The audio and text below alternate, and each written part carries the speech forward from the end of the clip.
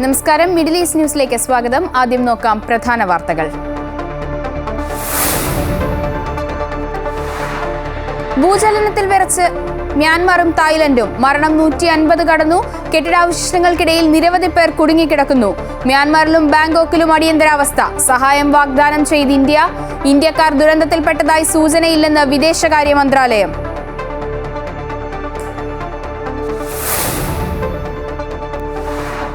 Secretariat നടയിൽ മുടി മുറിച്ച് പ്രതിഷേധിക്കാൻ ആശമാർ. ആവശ്യങ്ങൾ അംഗീകരിച്ചില്ലെങ്കിൽ സമരത്തിന്റെ 50-ാം ദിവസം മുടി മുറിക്കുമെന്ന് മുന്നറിയിപ്പ്.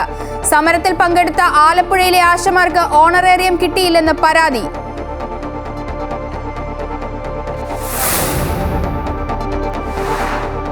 നിലമ്പൂർ നിയമസഭാ ഉപതെരഞ്ഞെടുപ്പ് മെയ് മാസത്തിലെന്ന് സൂചന. തയ്യാറെടുത്ത മുന്നണികൾ. PV അൻവറിനും CPM-നും അഭിമാന പോരാട്ടം. അന്തിമ വോട്ടർ പട്ടിക മെയ് 5-ന് പ്രസിദ്ധീകരിക്കാൻ കേന്ദ്ര തെരഞ്ഞെടുപ്പ് കമ്മീഷന്റെ നിർദ്ദേശം.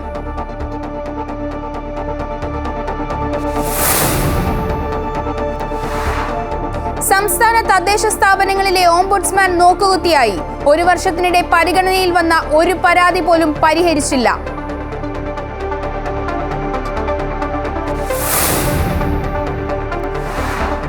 ഇന്ത്യൻ ക്രിക്കറ്റ് ടീമിലെ സപ്പോർട്ടിംഗ് സ്റ്റാഫിൽ നിന്ന് 2 പേരെ BCCI നീക്കം ചെയ്യാൻ തീരുമാനം.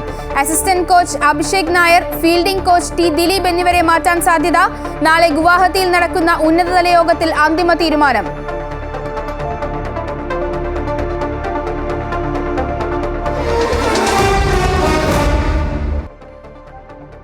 മ്യാൻമാറിൽ ശക്തമായ ഭൂചലനം. ഇന്ന് ഉച്ചയോടെയാണ് ഭൂകമ്പമുണ്ടായത്. 150-ലേറെ മരണങ്ങൾ റിപ്പോർട്ട് ചെയ്തു. രക്ഷാപ്രവർത്തനങ്ങൾ തുടരുകയാണ്. അയൽ രാജ്യങ്ങളായ തായ്ലൻഡിലും ഇന്ത്യയിലും പ്രകമ്പനം അനുഭവപ്പെട്ടു.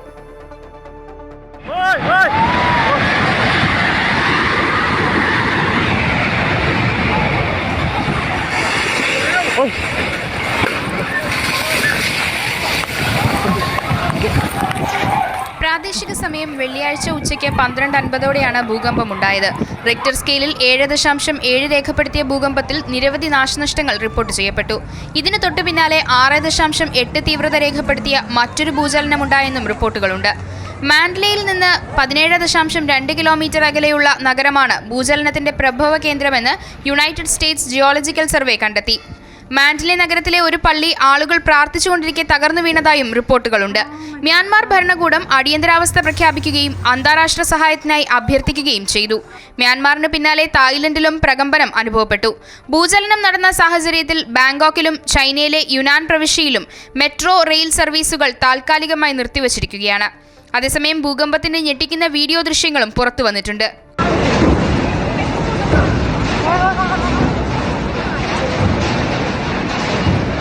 ഭൂകമ്പം റിപ്പോർട്ട് ചെയ്ത സാഹചര്യത്തിൽ പ്രധാനമന്ത്രി നരേന്ദ്രമോദിയും ആശങ്ക രേഖപ്പെടുത്തി. സാധ്യമായ എല്ലാ സഹായങ്ങളും നൽകാൻ ഇന്ത്യ തയ്യാറാണെന്ന് എക്സിൽ പ്രധാനമന്ത്രി പങ്കുവച്ചു. മ്യാൻമാർ തായ്ലൻഡ് സർക്കാരുകളോട് ഇന്ത്യയുടെ വിദേശകാര്യ മന്ത്രാലയം വിവരങ്ങൾ തേടുന്നുണ്ടെന്നും പ്രധാനമന്ത്രി എക്സിൽ കുറിച്ചു. News desk Amrita TV. ആശാപ്രവർത്തകരുടെ രാപ്പകൽ സമരം 47 ദിവസം പിന്നിട്ടിട്ടും സർക്കാർ നിസ്സംഗത തുടരുകയാണ്. അവകാശങ്ങൾ നേടിയെടുക്കും വരെ സമരം തുടരാനാണ് പ്രവർത്തകരുടെ തീരുമാനം. രാപ്പകൽ സമരത്തിന്റെ 50-ാം ദിവസമായ തിങ്കളാഴ്ച മുടിമുറിച്ച് പ്രതിഷേധിക്കുമെന്ന് സമരസമിതി അറിയിച്ചു. പോരാട്ടത്തിന്റെ വിവിധ മുഖങ്ങൾ സാംസ്കാരിക കേരളത്തിന് പരിചയപ്പെടുത്തിയ പോരാട്ടം കൂടിയാണ് ആശാപ്രവർത്തകരുടേത്. രാപകൽ സമരം 47 ദിവസവും നിരാഹാര സമരം 9 ദിവസവും പിന്നിടുമ്പോഴും സർക്കാരിന്റെ ഭാഗത്തുനിന്നും അനുകൂലമായ നിലപാടുണ്ടാകുന്നില്ല. ഈ സാഹചര്യത്തിലാണ് പ്രതിഷേധത്തിന്റെ ശക്തമായ രൂപവുമായി ആശാപ്രവർത്തകർ 50-ാം ദിനമെത്തുന്നത്. ആശാവർക്കർമാർ, സ്ത്രീകൾ ഞങ്ങൾ മുടി മുറിച്ചുകൊണ്ടുള്ള ഒരു പരിപാടി, ഞങ്ങളുടെ സമരപരിപാടി എടുക്കുകയാണ്. ആശാപ്രവർത്തകർ ആവശ്യപ്പെട്ടാൽ അവരോടൊപ്പം മരണം വരെ ഉപവസിക്കാൻ തയ്യാറാണെന്ന് BJP നേതാവ് ശോഭാ സുരേന്ദ്രൻ പറഞ്ഞു. തീർച്ചയായിട്ടും ഈ കാര്യത്തിൽ ഇരട്ടത്താപ്പാണ് ഭരണപക്ഷവും പ്രതിപക്ഷവും കേരളത്തിൽ നടത്തിക്കൊണ്ടിരിക്കുന്നത് എന്നുകൂടി പറയാൻ ഈ സമയത്ത് ഞാൻ ആഗ്രഹിക്കുകയാണ്. ഇവിടെയുള്ള സമരസമിതിയുടെ നേതാക്കന്മാരായിട്ടുള്ള സഹോദരിമാരോട് ഞാൻ ചോദിച്ചത് അവരോടൊപ്പം ഞാൻ കിടക്കണോ എന്നാണ്. മരണം വരെ അവർ വിളിച്ചാൽ മരണം വരെ ഉപവാസം കിടക്കാൻ ഞാൻ തയ്യാറാണ്. അവകാശങ്ങൾ നേടിയെടുക്കും വരെ സമരം തുടരുമെന്ന് Kerala ASHA health workers association സംസ്ഥാന ജനറൽ സെക്രട്ടറി MA ബിന്ദു പറഞ്ഞു. പ്രതിസന്ധികളെ മുന്നോട്ട് തരണം ചെയ്തല്ലേ നമ്മൾ 47 ദിവസം. ഇത് അനിതര സാധാരണമായ ഒരു കാലാവസ്ഥയും സാഹചര്യങ്ങളുമാണല്ലോ. ഇതിനെല്ലാം പ്രതിസന്ധികളെ അതിജീവിച്ചാണ് ഇനിയുള്ള പ്രതിസന്ധികളെ ഞങ്ങൾ അതിജീവിക്കും. അങ്ങനെ ഞങ്ങൾ ഇട്ടിട്ട് പോകാൻ തീരുമാനിച്ചിട്ടില്ല. പ്രതിസന്ധികളെയെല്ലാം തരണം ചെയ്ത് നിശ്ചയദാർഢ്യത്തോടെ മുന്നോട്ടു പോവുകയാണിവർ. അമൃത ന്യൂസ്, തിരുവനന്തപുരം. സമരത്തിൽ പങ്കെടുത്ത ആലപ്പുഴയിലെ ആശാവർക്കർമാർക്ക് ഫെബ്രുവരി മാസത്തെ ഓണറേറിയം ലഭിച്ചില്ലെന്ന് പരാതി. ഇത് സംബന്ധിച്ച് ആലപ്പുഴയിൽ ആശാവർക്കർമാർ DPMന് കൂട്ടനിവേദനം നൽകി. തിരുവനന്തപുരത്തെ സമരത്തിൽ പങ്കെടുത്തവർക്കാണ് ഓണറേറിയം ലഭിക്കാത്തത്. 146 ആശമാർ ഒപ്പിട്ട കൂട്ടനിവേദനം DPMന് കൈമാറി. ആശാപ്രവർത്തകർക്ക് അധിക വേതനമെന്ന BJP UDF പഞ്ചായത്തുകളുടെ പ്രചാരണം തട്ടിപ്പാണെന്ന് MP രാജേഷ്. ഒരിക്കലും പ്രായോഗികമാകാത്ത കാര്യമാണെന്ന് അവർക്കറിയാം. ആശാപ്രവർത്തകരെ കബളിപ്പിക്കുകയാണ്. സർക്കാർ അനുമതി പിന്നത്തെ കാര്യമെന്നും മന്ത്രി പറഞ്ഞു. UDFും BJPയും രാഷ്ട്രീയ തട്ടിപ്പ് നടത്തുക, രാഷ്ട്രീയ ലക്ഷ്യത്തോടെ ചെയ്യുന്ന ഒരു കാര്യമാണ്. കാരണം അവർക്ക് ഇത് അപ്രായോഗികമാണെന്നുള്ളത് അറിയാത്തതുകൊണ്ടല്ല. ആശാ വർക്കർമാരെ കബളിപ്പിക്കാനുള്ള വേറൊരു നീക്കം. തൊഴിലാളികളാക്കണമെന്ന ആവശ്യം ഉയർത്താത്ത സമരം, ഓണറേറിയം മാത്രം മതി എന്ന ആവശ്യം ഉയർത്തിക്കൊണ്ടുള്ള ഒരു സമരം എങ്ങനെയാണോ ആശാ വർക്കർമാരെ വഞ്ചിക്കുന്നത്, അതുപോലെ വഞ്ചിക്കുന്ന ഒരു തട്ടിപ്പാണ് ഇപ്പോൾ UDFും BJPയും ഒക്കെ പ്രഖ്യാപിച്ചിട്ടുള്ള ഈ വർധനവ്.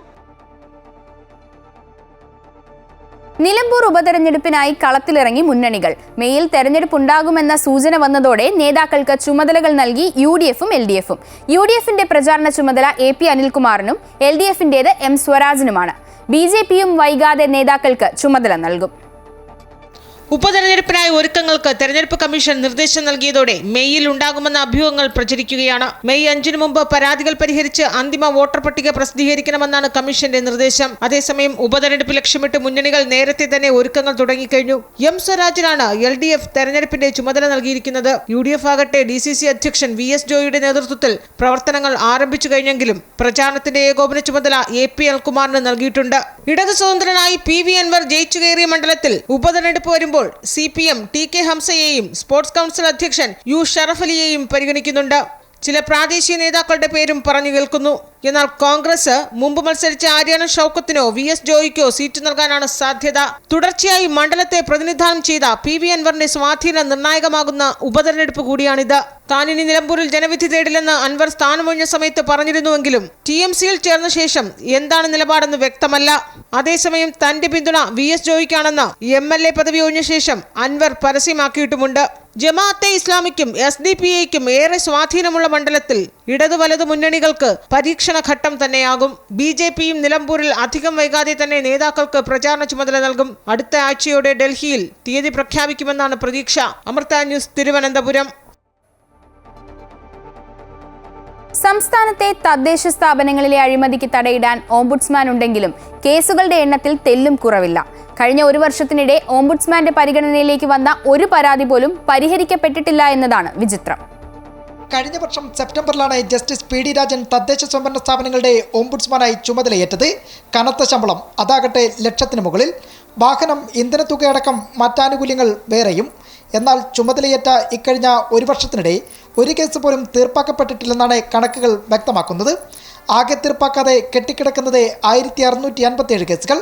കേസുകളുടെ എണ്ണത്തിൽ തിരുവനന്തപുരം ജില്ലയാണ് മുന്നിൽ, 488.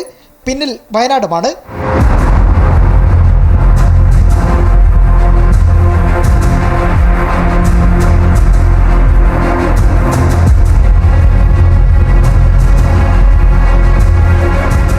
സെക്രട്ടറി അടക്കം 18 പേരാണ് തദ്ദേശ സ്വയംഭരണ ഓംബുഡ്സ്മാന്റെ ഓഫീസിൽ ജോലി ചെയ്യുന്നത്. സ്ഥിരം ജീവനക്കാരും 6ലധികം കരാർ ജീവനക്കാർക്കുമടക്കം വർഷം 1 കോടിക്ക് മുകളിലാണ് ഖജനാവിൽ നിന്ന് സർക്കാർ ഇതിനായി ചെലവഴിക്കുന്നത്.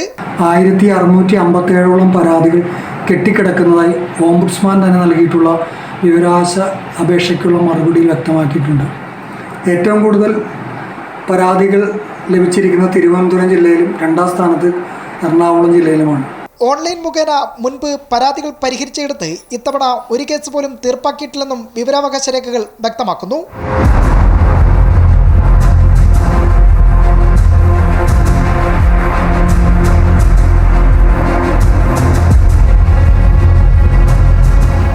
അതേസമയം കേസുകളുടെ എണ്ണത്തിലെ വർധനവ് ജനങ്ങൾ നേരിട്ടിടപഴകുന്ന തദ്ദേശ സ്ഥാപനങ്ങളുടെ അവസ്ഥ എന്താക്കുമെന്നാണ് ഉയരുന്ന ആശങ്ക.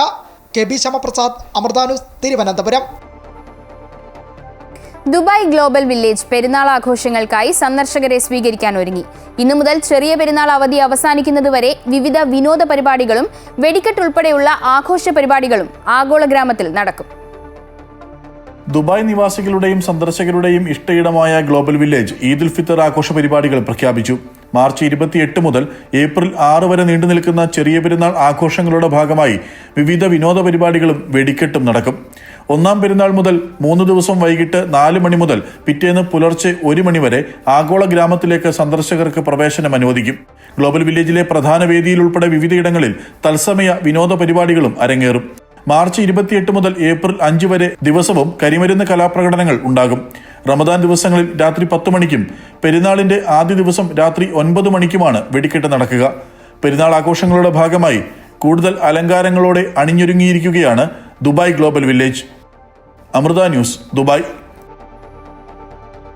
ഈദുൽ ഫിത്തർ ആഘോഷ ദിവസങ്ങളുടെ ഭാഗമായി പടക്കങ്ങൾ ഉപയോഗിക്കുന്നതിനെതിരെ ബോധവൽക്കരണവുമായി ദുബായ് പോലീസ്. അനധികൃതമായി പടക്കങ്ങൾ നിർമ്മിക്കുകയോ പൊട്ടിക്കുകയോ ചെയ്താൽ കനത്ത പിഴയും ജയിൽ ശിക്ഷയും അനുഭവിക്കേണ്ടി വരുമെന്ന് അധികൃതർ മുന്നറിയിപ്പ് നൽകി. അനുമതിയില്ലാതെ പടക്കങ്ങൾ പൊട്ടിച്ചാൽ 1 വർഷം വരെ തടവും 1 ലക്ഷം ദിർഹം വരെ പിഴയും ഒടുക്കേണ്ടി വരും.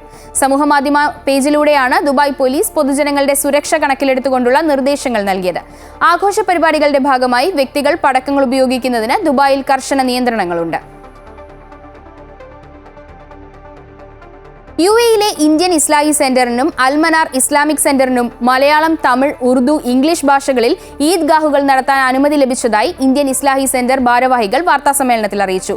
ദുബായ് അൽഖൂസ് അൽമനാർ ഇസ്ലാമിക് സെന്ററിലെ മലയാളം ഈദ്ഗാഹിന് മൗലവി അബ്ദുസലാം മോങ്ങവും ഖിസൈസ് ലുലു ഹൈപ്പർ മാർക്കറ്റിന് സമീപമുള്ള ടാർജറ്റ് ഫുട്ബോൾ ഗ്രൗണ്ടിൽ നടക്കുന്ന ഈദ്ഗാഹിന് മൗലവി ഹുസൈൻ കക്കാടും നേതൃത്വം നൽകും. പെരുന്നാൾ ദിനത്തിൽ രാവിലെ 6:20 ഈദ് നമസ്കാരവും തുടർന്ന് മലയാളത്തിൽ ഈദ് പ്രഭാഷണവും നടക്കും. അജ്മാൻ ഹാബിറ്റാറ്റ് സ്കൂൾ മൈതാനിയിലും ഇത്തവണ പെരുന്നാൾ ദിനത്തിൽ മലയാളത്തിലുള്ള ഈദ്ഗാഹ് നടക്കും. Almanar Islamic centre chairman Shamsuddin bin Muhiyuddin, VK Zakariya, Abdul Salam മോങ്ങം, അബ്ദുൽ നസീർ എന്നിവർ വാർത്താസമ്മേളനത്തിൽ സംബന്ധിച്ചു. 1979 ദുബായ് ആസ്ഥാനമായി തുടക്കം കുറിച്ച ഇന്ത്യൻ ഇസ്ലാഹി സെന്ററിന് വിവിധ എമിറേറ്റുകളിലായി 10 ശാഖാ കമ്മിറ്റികൾ നിലവിലുണ്ട്. റമദാനിലെ ഏറ്റവും പുണ്യരാത്രിയായി കണക്കാക്കപ്പെടുന്ന ലൈലത്തുൽ ഖദർ എന്നറിയപ്പെടുന്ന 27ാം രാവിനെ കുവൈറ്റിലെ വിശ്വാസികൾ ആവേശത്തോടെ സ്വീകരിച്ചു. രാജ്യത്തെ വിവിധ ഭാഗങ്ങളിലുള്ള പള്ളികളിൽ ആയിരക്കണക്കിന് വിശ്വാസികളാണ് പ്രാർത്ഥനയ്ക്ക് ഒഴുകിയെത്തിയത്. രാജ്യത്തെ ഏറ്റവും വലിയ പള്ളിയായ മസ്ജിദുൽ കബീറിൽ ഇന്നലെ 1,40,000 വിശ്വാസികളാണ് പ്രാർത്ഥനയ്ക്കെത്തിയത്. ഇവരിൽ 90,000-ഓളം പേരും സ്ത്രീകളാണ്. വിവിധ പള്ളികളിൽ ഭക്തിസാന്ദ്രമായ അന്തരീക്ഷത്തിൽ ഇമാമുമാർ പ്രാർത്ഥനകൾക്ക് നേതൃത്വം നൽകി. രാജ്യത്ത് സമാധാനവും ഐക്യവും സുരക്ഷയും നിലനിർത്താൻ പ്രത്യേക പ്രാർത്ഥന നടത്തി. അതിക്രമങ്ങൾക്കും വർഗീയതയ്ക്കും വിദ്വേഷത്തിനുമെതിരെ ഉറച്ച നിലപാട് സ്വീകരിക്കാൻ ഇമാമുമാർ ആഹ്വാനം ചെയ്തു.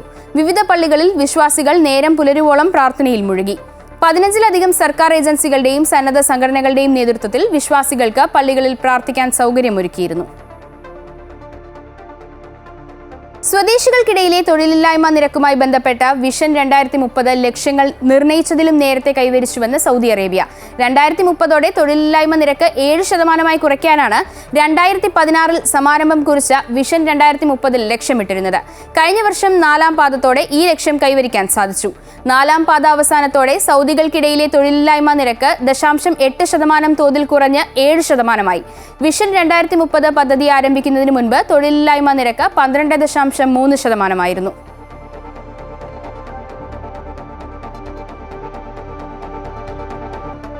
Jeddah OICC western regional committee സംഘടിപ്പിച്ച ഇഫ്താർ സംഗമം വൻ ജനപങ്കാളിത്തം കൊണ്ടും സാമൂഹിക, സാംസ്കാരിക, വാണിജ്യ, വ്യവസായ മേഖലയിലെ പ്രമുഖരുടെ സാന്നിധ്യം കൊണ്ടും ശ്രദ്ധേയമായി. ജിദ്ദ എലഗൻ പാർക്കിൽ വെച്ച് നടന്ന ഇഫ്താർ സംഗമത്തിൽ കുടുംബിനികൾ ഉൾപ്പെടെ ആയിരങ്ങൾ പങ്കെടുത്തു. OICC regional committee president Hakeem പാറക്കലിന്റെ അധ്യക്ഷതയിൽ നടന്ന ഇഫ്താർ സംഗമം മുഖ്യാതിഥിയായ KPCC general secretary Aryadan Shoukath ഉദ്ഘാടനം ചെയ്തു. കലുഷിതമായ വർത്തമാനകാലത്ത് അതിർവരമ്പുകളില്ലാതെ ആയിരങ്ങൾ സ്നേഹവും സൗഹാർദ്ദവും പങ്കിടുന്ന ഇഫ്താർ സംഗമങ്ങൾ സന്തോഷം നൽകുന്നതാണെന്ന് ആര്യാടൻ ഷൗക്കത്ത് പറഞ്ഞു.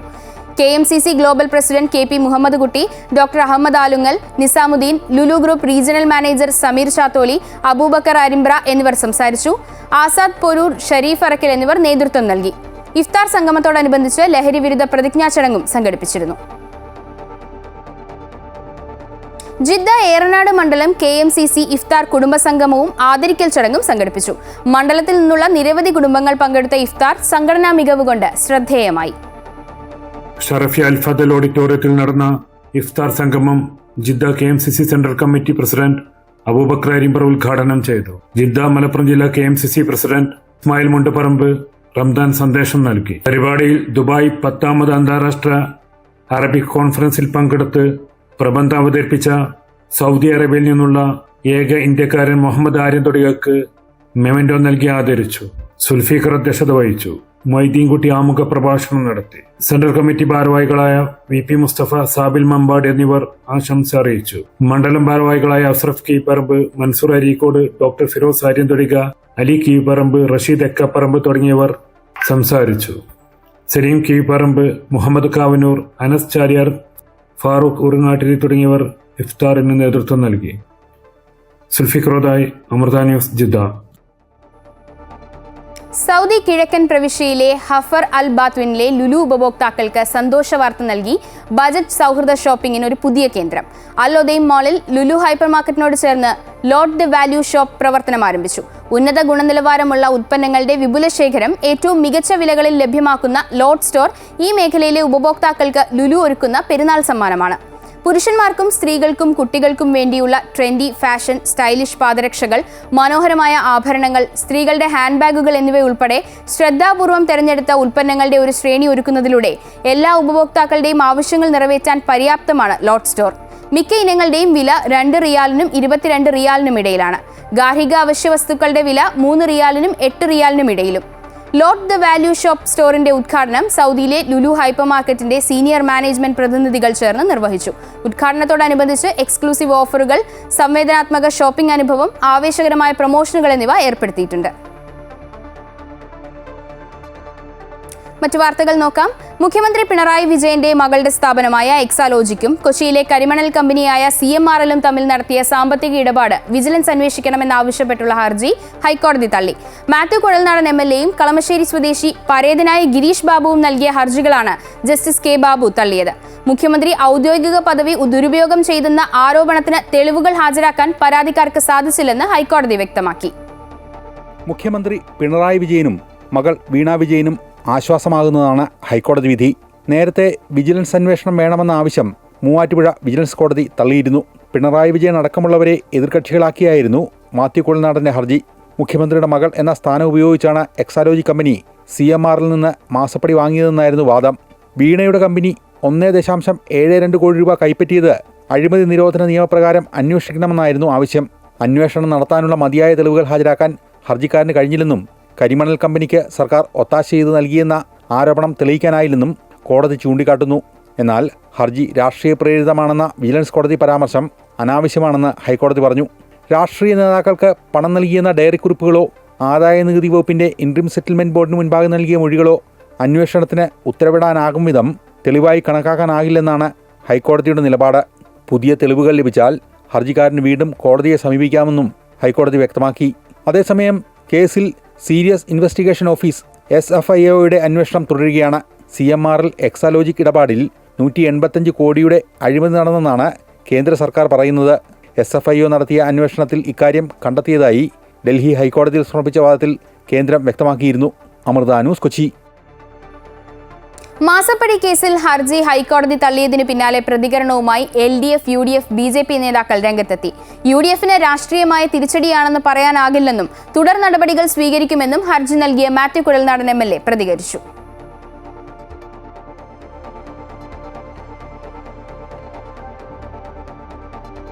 ഉത്തരവിന്റെ പൂർണ്ണരൂപം കിട്ടിയതിനു ശേഷം പ്രതികരിക്കാമെന്നാണ് UDF നേതാക്കളുടെ ആദ്യ പ്രതികരണം. തെളിവില്ലാത്തതിന്റെ പേരിൽ കോടതി നടപടികളിൽ നിന്ന് പലരും രക്ഷപ്പെട്ടിട്ടുണ്ടെന്നും എന്നാൽ അവർ ചെയ്ത കുറ്റകൃത്യം ഇല്ലാതാകുന്നില്ലെന്നുമായിരുന്നു മാത്യു കുഴൽനാടന്റെ പ്രതികരണം. എന്നാലും ഞാൻ ഈ നിയമ പോരാട്ടത്തിൽ നിരാശനല്ല. I will move forward. പച്ചയായ അഴിമതി നടന്നു എന്ന കാര്യത്തിൽ എനിക്ക് ഒരു സംശയവുമില്ല. SFIO ഉൾപ്പെടെയുള്ള ഏജൻസികൾ ഇതുമായി ബന്ധപ്പെട്ട അന്വേഷണം നടത്തുന്നുണ്ട്. പക്ഷേ അതിൽ വരുന്ന അനിശ്ചിതത്വവും കാലതാമസവും ഗൗരവമാണ്. സേവനം നൽകാതെ പണം കൈമാറ്റം ചെയ്യപ്പെട്ടു എന്നത് വസ്തുതയാണെന്ന് VD സതീശൻ പറഞ്ഞു. എന്തായാലും ഈ ആരോപണം നിലനിൽക്കുന്ന ഒരു ആരോപണമാണ്. കാരണം ഇവരുടെ അക്കൗണ്ടിലേക്ക് ഈ പൈസ വന്നിട്ടുണ്ട്. അവരുടെ മൊഴി അവർ വേറെ സർവീസ് ഒന്നും ചെയ്തു കൊടുത്തിട്ടില്ല ഈ കമ്പനിക്ക് എന്നാണ്. മാത്യു കുഴൽനാടന്റെ ഉണ്ടയില്ലാത്ത വെടി ഹൈക്കോടതി തള്ളിയെന്ന് MV ഗോവിന്ദൻ പ്രതികരിച്ചു. മഴവിൽ സഖ്യത്തിന്റെ ഒരാരോപണം കൂടി തകർന്നു തരിപ്പണമായെന്നും MV ഗോവിന്ദൻ കൂട്ടിച്ചേർത്തു. കുഴൽനാടന്റെ ഉണ്ടയില്ലാത്ത വെടി ഹൈക്കോടതി തന്നെ അതിന്റെ കൃത്യമായ അർത്ഥത്തിൽ തള്ളിക്കളഞ്ഞിരിക്കുകയാണ്. മാസപ്പടി കേസിലെ ഹൈക്കോടതി വിധി പ്രതിപക്ഷത്തിന് കനത്ത തിരിച്ചടിയെന്നാണ് മന്ത്രി P രാജീവിന്റെ പ്രതികരണം. വിജിലൻസ് കോടതി നേരത്തെ തള്ളി, ഇപ്പോൾ ഹൈക്കോടതിയും തള്ളിയിരിക്കുകയാണ്. ഇതാണ് നേരത്തെ ഹൈക്കോടതി ഒരിക്കൽ ചോദിക്കേണ്ടത്. നിങ്ങളുടെ പബ്ലിക് ഇൻട്രസ്റ്റ് ആണോ പബ്ലിസിറ്റി ഇൻട്രസ്റ്റ് ആണോ എന്ന് ഹൈക്കോടതി പ്രതിപക്ഷ നേതാവിനോട് തന്നെ ചോദിക്കും. പ്രതിപക്ഷത്തിന്റെ ആരോപണങ്ങൾ പൊളിഞ്ഞെന്ന് മന്ത്രി MP രാജേഷും പ്രതികരിച്ചു. പ്രതിപക്ഷം കേരളത്തിൽ ഉയർത്തിക്കൊണ്ടിരിക്കുന്ന അപവാദങ്ങളുടെയും ദുരാരോപണങ്ങളുടെയും പരമ്പരയിൽ മറ്റൊന്നുകൂടി ഇപ്പോ പൊട്ടിത്തകർന്നിരിക്കുന്നു. സമഗ്രമായ അന്വേഷണമാണ് BJP ആവശ്യപ്പെടുന്നത്. പിണറായി വിജയന്റെ കീഴിലുള്ള ഏജൻസിയെ കൊണ്ട് അന്വേഷിപ്പിക്കുന്നതിൽ അർത്ഥമില്ലെന്നാണ് ഷോൺ ജോർജ് ആരോപിക്കുന്നത്. കോൺഗ്രസ് പ്രത്യേകിച്ച് പിണറായി വിജയനെയും മകളെയും വെല്ലപൂശുന്ന ഇത്തരത്തിലുള്ള നിലപാടിൽ നിന്നും കോൺഗ്രസിനും അതിന്റെ MLA-മാരും ഇനിയെങ്കിലും ഈ നടപടി അവസാനിപ്പിക്കണമെന്ന് വിനയപൂർവ്വം അഭ്യർത്ഥിക്കുകയാണ്. വിവിധ ബ്യൂറോകൾക്കൊപ്പം news desk Amrita TV. Empuraan സിനിമയ്ക്കെതിരെ പ്രചാരണത്തിനില്ലെന്ന് BJP സംസ്ഥാന നേതൃത്വം. സിനിമയുടെ വഴിക്കും പാർട്ടിയുടെ വഴിക്കും പോകും. സെൻസറിംഗിൽ പാർട്ടി പ്രതിനിധികൾക്ക് വീഴ്ച പറ്റിയെന്ന് BJP കോർ കമ്മിറ്റിയിൽ വിമർശനമുണ്ടായി. മോഹൻലാൽ നല്ല സുഹൃത്തായതിനാലാണ് എമ്പുരാൻ ആശംസ നേർന്നതെന്ന് തന്റെ FB പോസ്റ്റിനെ കുറിച്ച് രാജീവ് ചന്ദ്രശേഖർ വിശദീകരിച്ചു. BJPയുടെ തലപ്പത്ത് പുതിയ നേതാവ് വന്ന ശേഷം ആദ്യമായി ചേർന്ന കോർ കമ്മിറ്റിയിൽ സംസ്ഥാന നേതാക്കൾ എല്ലാവരും പങ്കെടുത്തു. തദ്ദേശ തെരഞ്ഞെടുപ്പ് ലക്ഷ്യമിട്ട് സംസ്ഥാനത്ത് നടത്തേണ്ട നീക്കങ്ങൾക്ക് പ്രാഥമിക രൂപം നൽകി. നിലവിലുള്ള കേന്ദ്രാവിഷ്കൃത പദ്ധതികളുടെ ഗുണഭോക്താക്കളായി സാധാരണക്കാരെ മാറ്റാൻ നേരിട്ടിറങ്ങി പ്രചാരണം നടത്തും.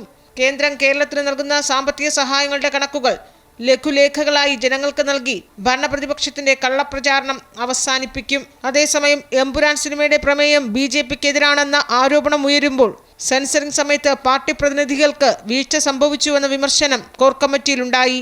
BJP RSS പ്രതിനിധികൾ സെൻസറിംഗ് സമയത്ത് ശ്രദ്ധ ചെലുത്തിയില്ല എന്ന വിമർശനം ഉയർന്നപ്പോൾ പാർട്ടി പ്രതിനിധികൾ സെൻസർ ബോർഡിലില്ല എന്നാണ് മുൻ അധ്യക്ഷൻ K സുരേന്ദ്രൻ വ്യക്തമാക്കിയത്.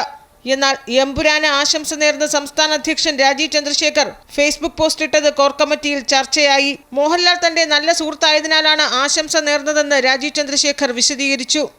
സിനിമയുടെ വഴിക്കും പാർട്ടിയുടെ വഴിക്കും പോകുമെന്ന സംസ്ഥാന ജനറൽ സെക്രട്ടറി P സുധീർ മാധ്യമങ്ങളോട് പ്രതികരിച്ചു. ഒരു സിനിമയും പാർട്ടിയെ ബാധിക്കുന്നതല്ല. സിനിമയുടെ വഴിക്ക് പോകും, പാർട്ടിയുടെ വഴിക്ക് പോകും. സിനിമ എന്താണെന്ന് അത് കാണുന്ന ആസ്വാദകരാണ് വിലയിരുത്തേണ്ടത്. ഞങ്ങളെ സംബന്ധിച്ച് ഞങ്ങളെ ബാധിക്കുന്ന ഒരു പ്രശ്നമേ അല്ല. തിരുവനന്തപുരം മുൻ ജില്ലാ അധ്യക്ഷൻ VV രാജേഷിനെതിരായ പോസ്റ്ററിന് പിന്നിൽ പാർട്ടിക്ക് പുറത്തുള്ളവരുടെ ഗൂഢാലോചനയെന്നും നേതൃത്വം ആരോപിക്കുകയാണ്. അമൃത ന്യൂസ്, തിരുവനന്തപുരം. സിനിമയുടെ വ്യാജ പതിപ്പ് തടയാൻ എത്തിക്കൽ ഹാക്കർമാരെ ചുമതലപ്പെടുത്തി സിനിമാ പ്രൊഡ്യൂസേഴ്സ് അസോസിയേഷൻ. നിയമസംരക്ഷണ സംവിധാനങ്ങൾക്കൊപ്പമാണ് നിർമ്മാതാക്കൾ ഹാക്കർമാരുടെ സഹായം കൂടി തേടിയിരിക്കുന്നത്. പുതിയ സിനിമകളുടെ വ്യാജ പതിപ്പുകൾ ഡൗൺലോഡ് ചെയ്യുകയും കാണുകയും പ്രചരിപ്പിക്കുകയും ചെയ്യുന്നവർ ജയിൽ ശിക്ഷ അടക്കമുള്ള കർശന നടപടി അനുഭവിക്കേണ്ടി വരുമെന്നും അസോസിയേഷൻ മുന്നറിയിപ്പ് നൽകി. എമ്പുരാന്റെ വ്യാജ പതിപ്പ് ഇറങ്ങിയതിനു പിന്നാലെയാണ് നിർമ്മാതാക്കളുടെ സംഘടന കർശന നടപടികളിലേക്ക് കടന്നിരിക്കുന്നത്. കോട്ടയം ഗവൺമെന്റ് നഴ്സിംഗ് കോളേജിലെ റാഗിംഗ് കേസിൽ പോലീസ് കുറ്റപത്രം സമർപ്പിച്ചു. 40ഓളം സാക്ഷികളും 32 രേഖകളും അടങ്ങിയ കുറ്റപത്രമാണ് ഗാന്ധിനഗർ പോലീസ് ഏറ്റുമാനൂർ കോടതിയിൽ സമർപ്പിച്ചത്. കേസെടുത്ത് 1.5 മാസം പിന്നിടുമ്പോൾ കുറ്റപത്രം സമർപ്പിക്കാനായത് പോലീസിന്റെ നേട്ടമാണ്. കോട്ടയം ഗവൺമെന്റ് നഴ്സിംഗ് കോളേജിൽ 1ാം വർഷ വിദ്യാർത്ഥികൾക്ക് നേരെ സീനിയർ വിദ്യാർത്ഥികൾ നടത്തിയ ക്രൂരമായ റാഗിങ്ങിന്റെ ദൃശ്യങ്ങൾ ഞെട്ടലോടെയാണ് കേരളം കണ്ടത്. നഴ്സിംഗ് കോളേജ് ഹോസ്റ്റലിൽ നടന്ന ക്രൂരമായ റാഗിങ്ങിനെ കുറിച്ച് പുറം ലോകം അറിയുന്നതിനു മുമ്പ് തന്നെ പ്രതികൾ മുഴുവൻ അഴിക്കുള്ളിലായിരുന്നു. ചുരുങ്ങിയ സമയത്തിനുള്ളിൽ തെളിവ് ശേഖരണവും മൊഴിയെടുക്കലുമടക്കം പൂർത്തീകരിച്ച് 1.5 മാസത്തിനുള്ളിൽ കുറ്റപത്രം സമർപ്പിക്കാൻ ഗാന്ധിനഗർ പോലീസിന് കഴിഞ്ഞു. കുറ്റപത്രം പരിശോധിച്ച ശേഷം കോടതി സ്വീകരിച്ചതായി ഗാന്ധിനഗർ SHO T ശ്രീജിത്ത് പറഞ്ഞു. 11-ാം തീയതിയാണ് റിപ്പോർട്ടായത്. ഇപ്പം 47 ദിവസമായി. 47 ദിവസം കൊണ്ട് അന്വേഷണം പൂർത്തിയാക്കി ചാർജ് കൊടുത്തിട്ടുണ്ട്. കോടതി വെരിഫൈ ചെയ്ത് അത് ചാർജ് പിടിച്ചിട്ടുണ്ട്. ആ പിടിച്ച പ്രതികൾ തന്നെയാണ് അന്വേഷണത്തിൽ തെളിവായിട്ടുള്ളത്. എല്ലാ പഴുതുകളും അടച്ചുള്ള കുറ്റപത്രമാണ് സമർപ്പിച്ചിട്ടുള്ളത്. കേസിൽ 40ഓളം സാക്ഷികളും 32 രേഖകളുമാണുള്ളത്. ഇരകളായ 6 വിദ്യാർത്ഥികളാണ് പ്രധാന സാക്ഷികൾ. വീഡിയോ ചിത്രീകരിച്ച മൊബൈൽ ഫോൺ തന്നെയാണ് പ്രധാന തെളിവ്. കേസിൽ 5 പ്രതികൾ മാത്രമാണുള്ളതെന്നും കോളേജ് അധികൃതർക്കോ വാർഡനോ റാഗിങ്ങിനെ കുറിച്ച് അറിവുണ്ടായിരുന്നില്ലെന്നും കുറ്റപത്രത്തിൽ പറയുന്നു. കോടതിയിൽ കുറ്റപത്രം വായിച്ച് വൈകാതെ തന്നെ വിചാരണ നടപടികളിലേക്കും കടക്കുമെന്നാണ് പ്രതീക്ഷ. അമൃത ന്യൂസ്, കോട്ടയം. കറുപ്പാണ് നിറം എന്നതിൽ അഹങ്കരിക്കാനും അഭിമാനിക്കാനും പഠിക്കണമെന്ന് ചീഫ് സെക്രട്ടറി ശാരദാ മുരളീധരൻ. നിറത്തെക്കുറിച്ച് പുതിയ ചർച്ചകൾ ആരംഭിക്കണം. നിറം സംബന്ധിച്ച് നടക്കുന്ന വിവേചനത്തിൽ ഒരു വ്യക്തിയെ കുറ്റപ്പെടുത്തിയിട്ട് കാര്യമില്ല. മനോഭാവമാണ് മാറേണ്ടതെന്നും ശാരദാ മുരളീധരൻ പറഞ്ഞു. കോഴിക്കോട് കിർത്താഡ്സിൽ ദേശീയ ഗോത്ര സാഹിത്യോത്സവത്തിന്റെ ഭാഗമായി നടന്ന സംവാദ പരിപാടിയിൽ സംസാരിക്കുകയായിരുന്നു ചീഫ് സെക്രട്ടറി. അത്തരത്തിലുള്ള വിവേചനാത്മകതയുടെ ഒരു സ്പ്രെഡിനകത്തുണ്ട്. അതിൽ ഒതുങ്ങുന്നില്ലെന്ന് മാത്രം. കളിയുടെയും കുളിയുടെയും ഒരു സന്തോഷത്തിൻ്റെയും പരിണാമമാണ് കറുപ്പ്. അപ്പോൾ ആ കറുപ്പിനെ ഞങ്ങൾ ആഘോഷിക്കുക തന്നെ ചെയ്യും. അതിൽ അയ്യോ ടാൻ വന്നു പോയി എന്ന് പറഞ്ഞ് വിഷമിക്കുകയല്ല. ആ tan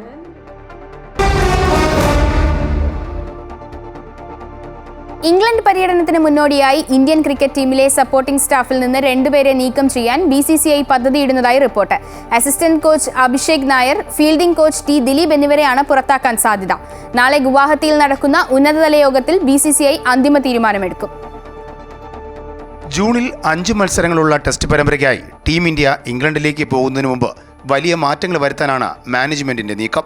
Gautam Gambhir Indian cricket ടീമിന്റെ മുഖ്യ പരിശീലകനായി സ്ഥാനമേറ്റ് 1 വർഷം തികയുന്നതിന് മുമ്പ് ഇന്ത്യൻ ടീമിന്റെ സപ്പോർട്ട് സ്റ്റാഫിൽ നിന്ന് 2 പേരെ നീക്കം ചെയ്യാൻ BCCI പദ്ധതി ഇടുന്നതായിട്ടാണ് റിപ്പോർട്ടുകൾ പുറത്തുവരുന്നത്. Assistant coach Abhishek Nair, fielding coach T Dileep എന്നിവരെയാണ് ഒഴിവാക്കിയേക്കുമെന്ന സൂചന വരുന്നത്. ഗുവാഹത്തിയിൽ നടക്കുന്ന ഉന്നതതല യോഗത്തിൽ BCCI ഈ വിഷയത്തിൽ അന്തിമ തീരുമാനം എടുത്തേക്കും. BCCI secretary Devajit Saikia, chief selector Ajit Agarkar, head coach Gautam Gambhir എന്നിവർ യോഗത്തിൽ പങ്കെടുക്കും. 2025 ചാമ്പ്യൻസ് ട്രോഫി മത്സരത്തിൽ പങ്കെടുത്ത ടീം ഇന്ത്യയിൽ സപ്പോർട്ട് സ്റ്റാഫിന്റെ എണ്ണം കൂടുതലായിരുന്നു എന്ന ആക്ഷേപം നിലനിൽക്കെയാണ് പുതിയ നീക്കം. പലരും ഏകദേശം 1 പതിറ്റാണ്ടായി ടീമിന്റെ ഭാഗമാണ്. ഈ സാഹചര്യത്തിൽ കൂടിയാണ് ഇംഗ്ലണ്ട് പര്യടനത്തിന് മുമ്പ് സപ്പോർട്ട് സ്റ്റാഫുകളുടെ എണ്ണം കുറയ്ക്കാനും സ്പിൻ ബൗളിംഗ് കോച്ചിംഗ് സ്റ്റാഫിനെ നിയമിക്കാനും BCCI ശ്രമിക്കുന്നത്. ബാറ്റിംഗ് പരിശീലകനായി സിദ്ധാംശു കൊട്ടക് ഇതിനകം തന്നെ നിലവിലുണ്ട്. ബൗളർമാരുടെ ഉത്തരവാദിത്വം മോർണി മോർക്കൽ ഏറ്റെടുക്കുന്നതിനാൽ മറ്റൊരു അസിസ്റ്റന്റ് കോച്ചിന്റെയും ഫീൽഡിംഗ് കോച്ചിന്റെയും ആവശ്യമില്ല എന്നാണ് ബോർഡ് കരുതുന്നത്. അതേസമയം നിലവിൽ അസിസ്റ്റന്റ് ഫീൽഡിംഗ് കോച്ചായിട്ടുള്ള റയാൻ ടെൻ ഡോഷേറ്റിന് ഫീൽഡിംഗ് കോച്ചിന്റെ ഉത്തരവാദിത്വം നൽകുവാനുള്ള സാധ്യതയും തള്ളിക്കളയുന്നില്ല. Sports desk, Amrita news. Middle East bulletin പൂർണ്ണമാകുന്നു. കൂടുതൽ വാർത്തകൾക്കായി അമൃത ന്യൂസ് യൂട്യൂബ് ചാനൽ സന്ദർശിക്കുക.